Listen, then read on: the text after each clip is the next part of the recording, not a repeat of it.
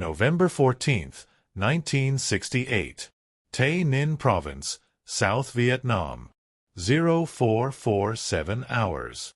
Lieutenant Colonel Marcus Webb, 42, Deputy Commander of the 7th Medical Battalion, couldn't have known that when he stepped into the underground bunker complex beneath Firebase Whiskey, he was about to discover something that would haunt American military psychiatry for the next 50 years.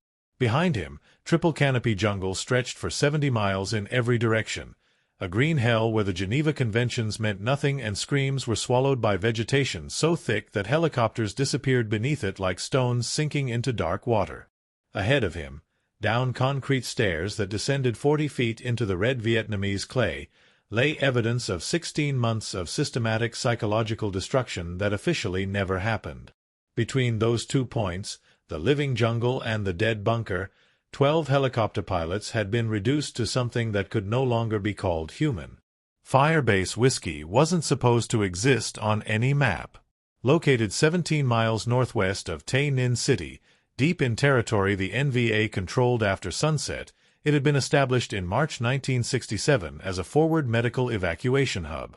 The firebase sat on a slight elevation, barely a hill, surrounded by swamp that turned to soup during monsoon season. During the dry months, the ground baked so hard that tent stakes broke against it. 3 Huey helicopters could land simultaneously on the metal planking that served as the helipad. Beyond that, there were 2 reinforced bunkers, a communications shack, a fuel depot buried underground, and living quarters for the permanent staff of 18 men. The firebase had one purpose: to serve as the final refueling point for medevac helicopters pushing deep into the A Shau Valley and the Cambodian border regions where the heaviest fighting occurred. Pilots called it the last gas station before hell. Most missions into that territory had a 40% chance of taking ground fire. The helicopter crews that stopped at Whiskey were already exhausted, already shaking from adrenaline, already halfway to breaking, which made them perfect subjects. Dr. Nathaniel Vance arrived at Firebase Whiskey in April 1967, 3 weeks after its establishment. His credentials were impeccable: Johns Hopkins Medical School, residency at Walter Reed, published research on combat stress and psychological resilience. His official assignment was combat stress evaluation, monitoring helicopter crews for signs of breakdown, determining who could continue flying and who needed rotation back to safer duties. What the Army didn't know, what wouldn't be discovered until 16 months later, was that Dr. Vance's research had already been rejected by the American Psychological Association as ethically indefensible and fundamentally sadistic in methodology. His theory, which he'd spent 12 years developing, proposed that human beings could be reconditioned to eliminate fear response entirely through controlled exposure to progressively intensified trauma, combined with specific pharmaceutical interventions and sensory manipulation. The military had told him no. So he'd found a place where no one was watching. Dr. Vance was 47 years old, 5'9". With thinning brown hair, he kept meticulously combed and wire-rimmed glasses that reflected light in a way that made his eyes difficult to read. Soldiers who met him described his voice as like a professor and his manner as always calm, even during mortar attacks. He drank coffee constantly, black, no sugar, and never seemed to sleep. In photographs from the period, his expression is identical in every image, a slight smile that doesn't reach his eyes, as if he's perpetually amused by something no one else can see. His assistant, Sergeant Raymond Kowalski, 31, was a medic who'd volunteered for the assignment after serving 2 tours with the 1st Cavalry Division. Broad-shouldered and quiet, Kowalski had received a Bronze Star for valor at Ia Drang. He was respected, trusted, and completely loyal to Dr. Vance's vision of advancing military medicine. In his letters home to his wife in Pittsburgh, Kowalski wrote about important work and breakthrough research that would save lives. He never mentioned the screaming from the lower bunker. The first pilot selected for the program was Chief Warrant Officer James Holloway, 26, from Duluth, Minnesota. He'd completed 147 combat missions without incident, an exceptional record. On May 3, 1967, Holloway brought his Huey into Firebase Whiskey to refuel after evacuating wounded from a hot LZ near the Cambodian border. He'd taken ground fire. His door gunner was dead. Holloway himself was physically unhurt but shaking so badly he could barely hold the collective. Dr. Vance met him on the helipad with coffee and a sympathetic ear. "You need rest," Vance said, his voice gentle above the dying whine of the turbine. "I've got a quiet bunk in the medical bunker. Sleep for a few hours. I'll have you cleared for flight by morning." Holloway never made it to morning. What he didn't know, what none of them knew, was that the coffee contained 250 micrograms of pharmaceutical-grade LSD combined with a powerful sedative that Dr. Vance had been synthesizing in a makeshift laboratory in the lower bunker. The drug combination was precisely calculated: enough hallucinogen to shatter psychological defenses, enough sedative to prevent physical resistance, and a third compound, an experimental Soviet psychiatric medication Vance had acquired through channels that would never appear in official records, that enhanced suggestibility and erased short-term memory formation. By the time Holloway realized something was wrong, he was already strapped to a medical gurney 40 feet underground, staring at ceiling tiles while Dr. Vance's voice explained, in the same gentle professorial tone, exactly what was about to happen to him. The Firebase's official logs show Chief Warrant Officer James Holloway departing on May 4, 1967, cleared for duty. What they don't show is that the man who climbed into that helicopter's cockpit was no longer the same James Holloway who'd landed 18 hours earlier. His hands no longer shook. His eyes had the fixed, glassy quality of someone who'd seen something that broke a fundamental part of his brain and then had that break carefully, methodically, reinforced. He crashed his Huey into a mountainside 6 days later. The official report called it pilot error due to combat fatigue. There were no survivors. The Army sent his personal effects: a wedding ring, a wallet with $23, a photograph of his wife Sandra holding their infant daughter, back to Duluth with a flag and a citation for his service. Sandra Holloway would spend the rest of her life believing her husband died a hero. She never learned that for 5 days after leaving Firebase Whiskey, her husband had been flying missions while experiencing persistent auditory hallucinations, severe paranoia, and a complete inability to distinguish memory from reality, all side effects of the treatment Dr. Vance had administered. Between May 1967 and September 1968, 17 more helicopter pilots would land at Firebase Whiskey showing signs of combat stress. Dr. Vance would select 12 of them for his program. The criteria was simple: pilots who were already close to breaking, who wouldn't be immediately missed if their behavior became erratic, who had few close friends among other crews, and who could be isolated at the firebase for 12 to 48 hours under the pretext of medical observation. The selection process was careful, methodical, scientific, and for 16 months, no one noticed the pattern. No one noticed that pilots who stopped at Firebase Whiskey for stress evaluation returned to their units changed, quieter, stranger, prone to night terrors and sudden dissociative episodes. No one connected the increasing number of helicopter crashes among crews who'd passed through Whiskey to anything other than the general horror of the war. And no one questioned Dr. Vance's research, because in a war zone where 7,000 helicopters would eventually be lost and 40,000 men would come home with psychiatric wounds that had no name yet, a doctor studying combat stress seemed not just reasonable but necessary. The Army gave him resources, privacy, authority.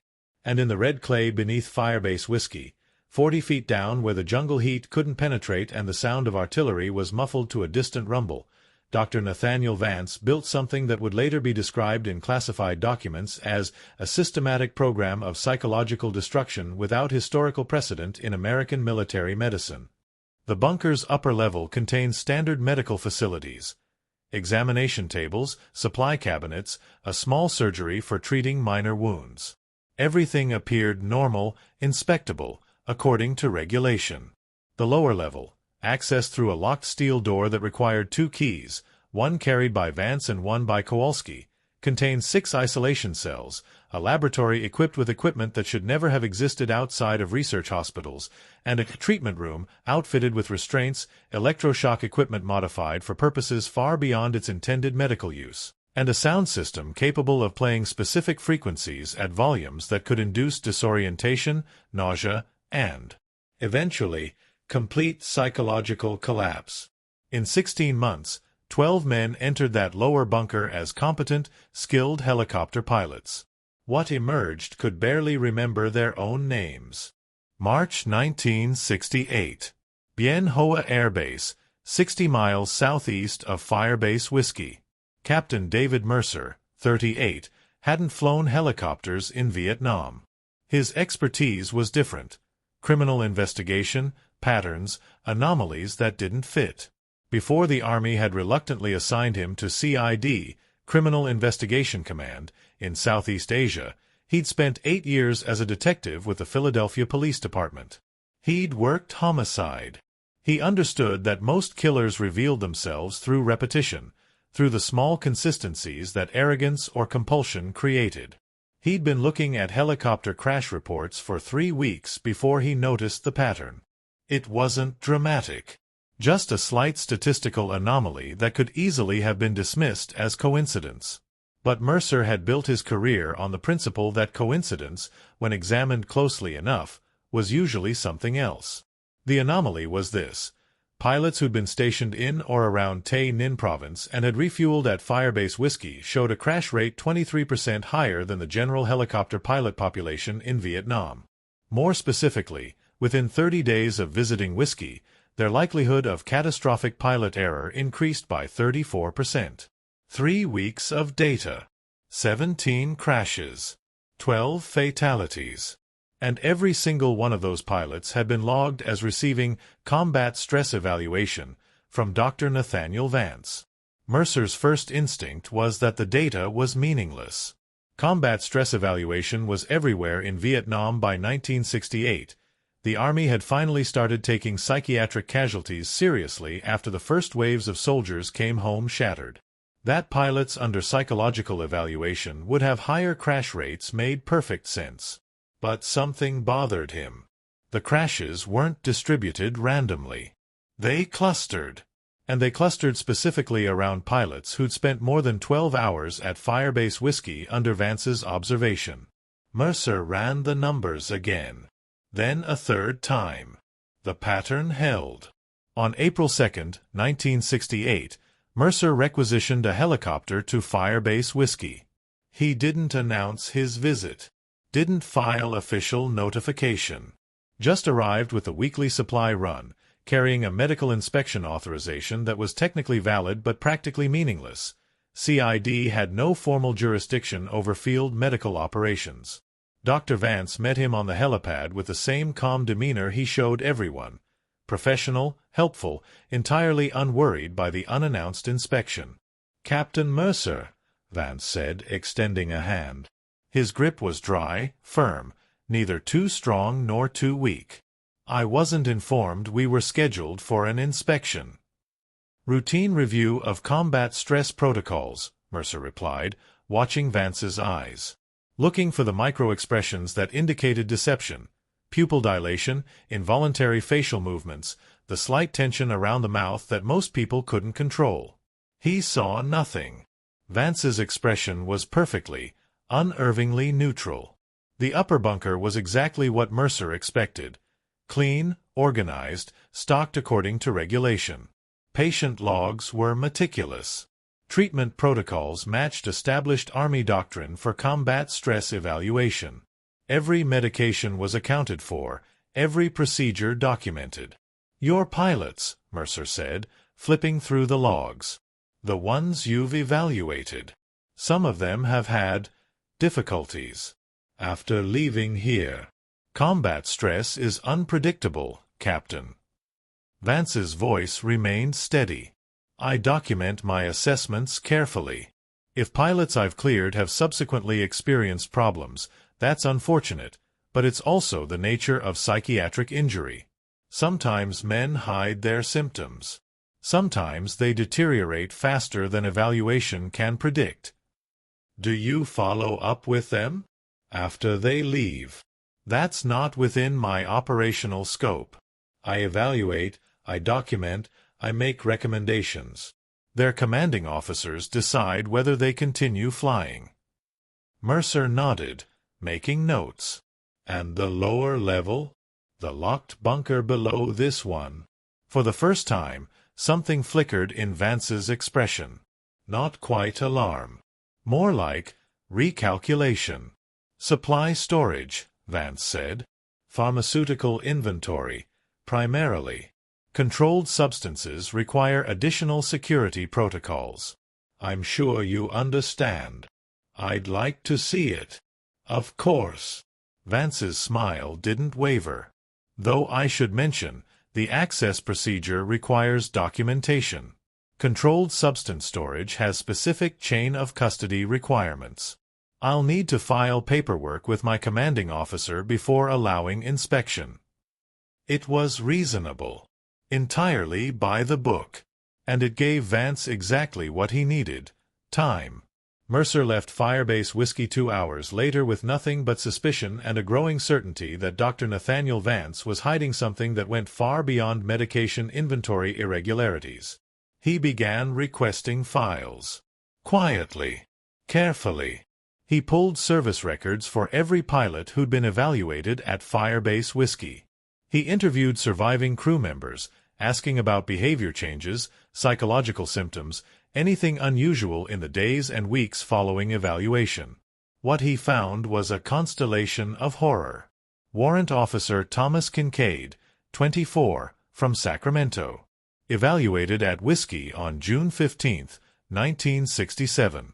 Returned to his unit reporting bad dreams and voices.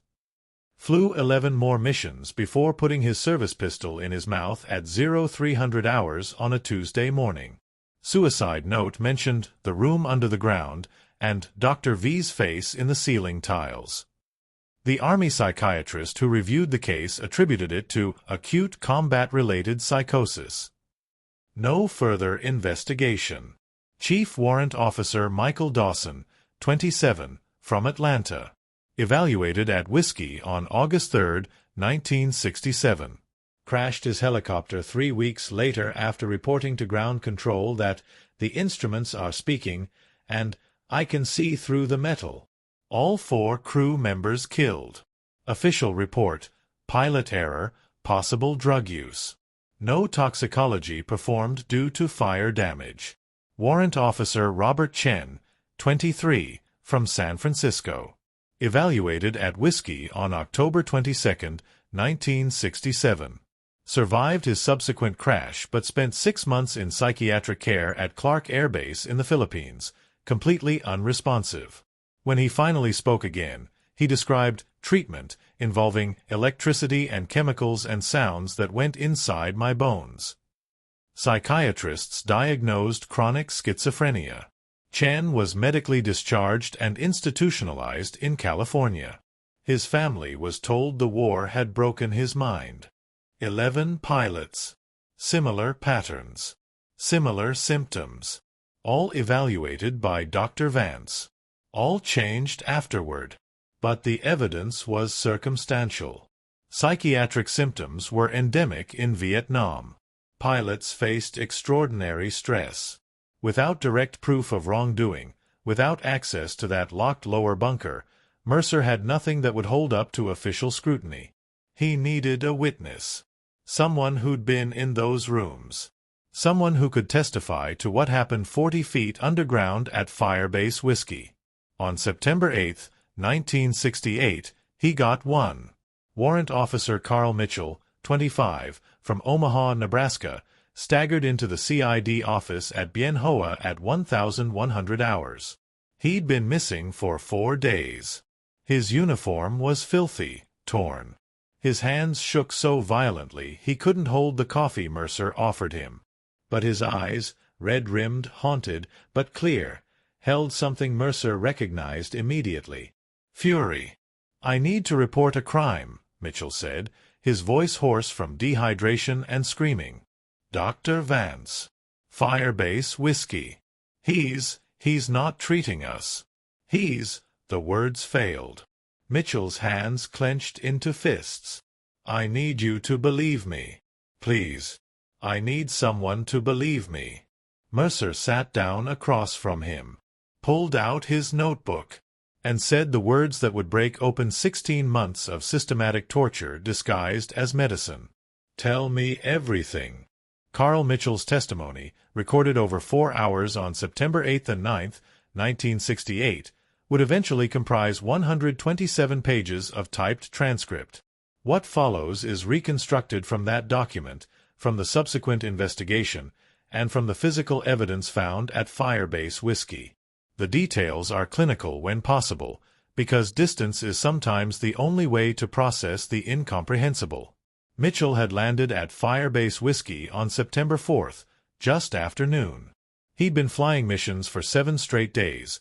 Medevac runs into hot zones, extraction operations under fire, the endless rhythm of violence that defined helicopter operations in Vietnam. His co-pilot had been shot through the neck 2 days earlier and died in the seat beside him before Mitchell could get them out of the LZ. Mitchell was still flying because the war needed him flying. He was exhausted, shaking, starting to see things in his peripheral vision that weren't there. Dr. Vance had been waiting on the helipad with coffee. The first cup tasted normal, Mitchell told Mercer, his voice flat with the emotional exhaustion of someone who'd stopped feeling anything except the need to survive. The second one. I don't know what was in it. Maybe 20 minutes after I drank it, the walls started breathing. Then Sergeant Kowalski was helping me walk, except I couldn't feel my legs. Then I was on a gurney. Then. Mitchell's hands clenched. Then I was in the room. The treatment room measured 12 feet by 14 feet, located in the deepest section of the lower bunker. Concrete walls. No windows. A single door, steel reinforced, with a lock that required a key from the outside. The ceiling was white acoustic tile, the kind that absorbed sound. The floor was industrial linoleum, easy to clean. In the center, a medical gurney with leather restraints at wrists, ankles, chest, and forehead. Along one wall, a console that looked like radio equipment but served a different purpose. Speakers positioned at specific angles. Frequency generators. A tape deck loaded with recordings that would run for hours. Along another wall, a cart holding syringes, vials of clear liquid labeled with codes instead of names, electrodes connected to a modified electroshock device that was no longer being used for therapy. And in front of it all, Dr. Nathaniel Vance with his wire-rimmed glasses and his patient professor's voice, explaining exactly what he was going to do and why it would advance the science of human resilience. He told me I was lucky, Mitchell said, that I'd been selected for a program that would eliminate fear, make me a better pilot, help me survive the war. Mitchell's laugh was bitter, broken. He said other pilots had already completed the treatment successfully, that I was helping military medicine learn how to make soldiers invincible. The treatment protocol, later reconstructed from Vance's meticulous handwritten notes found in the bunker, followed a specific progression. Phase 1. Pharmacological dissociation, 4 to 6 hours, administration of high-dose LSD combined with ketamine and an experimental compound Vance called Substance VK7, later identified as a modified version of the Soviet psychiatric medication chlorpromazine. The combination was designed to separate consciousness from body awareness while maintaining suggestibility. Subjects remained conscious but unable to integrate sensory input into coherent experience. Reality became fluid, negotiable, subject to manipulation.